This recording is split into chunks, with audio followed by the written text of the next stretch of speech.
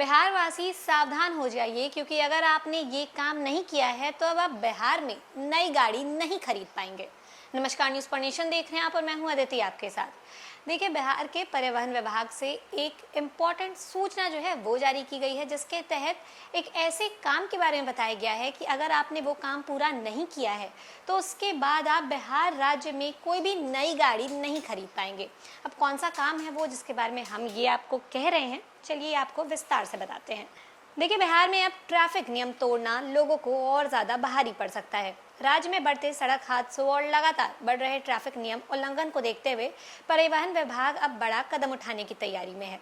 नई व्यवस्था के तहत अगर किसी व्यक्ति के नाम पर पुराना ट्रैफिक चालान बकाया है और उसने जुर्माने की राशि जमा नहीं की है तो वह अपने नाम पर नई गाड़ी अब नहीं खरीद पाएगा। यानी पहले पुराना चालान भरना होगा और तभी नई गाड़ी का रजिस्ट्रेशन हो सकेगा।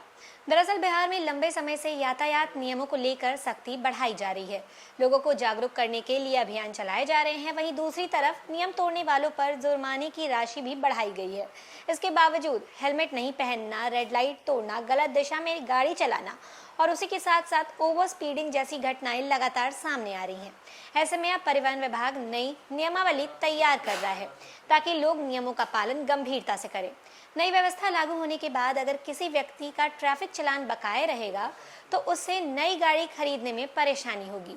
जब कोई व्यक्ति शोरूम या फिर एजेंसियों में नई गाड़ी खरीदेगा तब उसके दस्तावेज जिला परिवहन कार्यालय यानी डीटीओ ऑफिस में भेजे जाएंगे। वहां आधार और नाम के जरिए ये जांच की जाएगी कि उस व्यक्ति के नाम पर पहले से कोई पुराना वाहन है या नहीं और उसका कोई चालान लंबित तो नहीं है।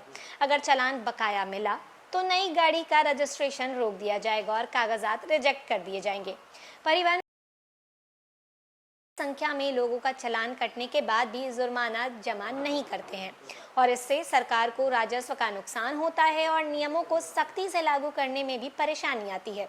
विभाग के अनुसार मई 2023 से फरवरी 2026 तक सिर्फ पटना समेत दूसरे जिलों में ही करीब 32,50,000 से ज़्यादा चालान जो है वो जारी किए गए हैं, लेकिन इनमें से कई चालानों की राशि अब तक जमा नहीं हुई है। राजधानी पटना में ट्रैफिक व्यवस्था को बेहतर बनाने के लिए कई बड़े चौक चौराहे पर हाईटेक सीसीटीवी कैमरा लगाए गए हैं और इन कैमरों की मदद से ट्रैफिक नियम तोड़ने वालों पर नजर रखी जाती है और ऑनलाइन चालान भी भेजे जाते हैं।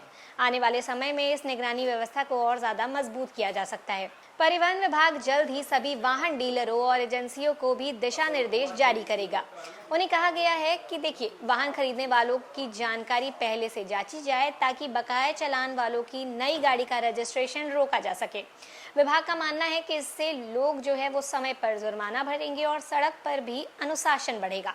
सरकार का उद्देश्य सिर्फ जुर्माना वसूलना नहीं बल्कि लोगों में ट्रैफिक नियमों के प्रति जिम्मेदारी बढ़ाना है, क्योंकि छोटी सी लापरवाही कई बार बड़े सड़क हादसों का कारण बन जाती है और ऐसे में आने वाले दिनों में बिहार में ट्रैफिक नियमों को लेकर और भी ज़्यादा सख्ती देखने को मिल सकती है।